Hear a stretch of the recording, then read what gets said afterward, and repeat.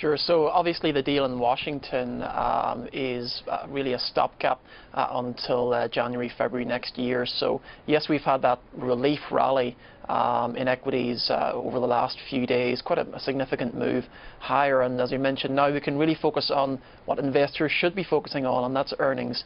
It's been pretty mixed start to the earnings season over the last couple of days. We've got a lot of big names coming out next week. The banks have done pretty well, Goldman apart from that fact, but we're bullish going into the earnings season overall. And so it sounds like you do think that we're going to continue to see this rally. Do you think it lasts through year end until we start to ramp up the discussions in Washington again? So really, what else is there out there apart from the next FOMC meeting coming up at the end of the month? We're not expecting anything special out of that. Really, tapering is off the table, we believe, until January. The lack of economic data throughout the entire first half of October really justifies that. So what do you do, Gareth? Do you buy here, or do you employ some sort of strategy where you lock in the gains here but then start getting out towards the end of the year? What do you think?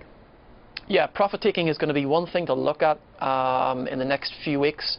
I believe that we'll get another 3 to 4% in the S&P before we reach a high for the year. Expect a year-end rally, yes, but some selling into the rally. A lot of profit taking, as I mentioned, to take place during the fourth quarter. So when that profit taking happens, would you step in and buy on the dips that you see?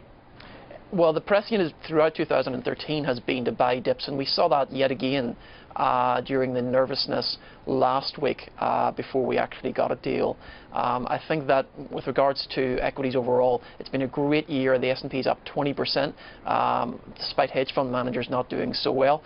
I'd like to think that we'll hold on to most of these gains through the remainder of this year. The beginning of next year looks a little bit more uncertain. Obviously, you've got Fed tapering back on the horizon and yet another visit to Washington. And Gareth, just quickly here, any particular levels in the S&P futures you're watching? Okay, so here we are at all-time highs. It's really hard to do anything on the technical side. For our clients, we've been really focusing on the macro situation. That's what we prefer.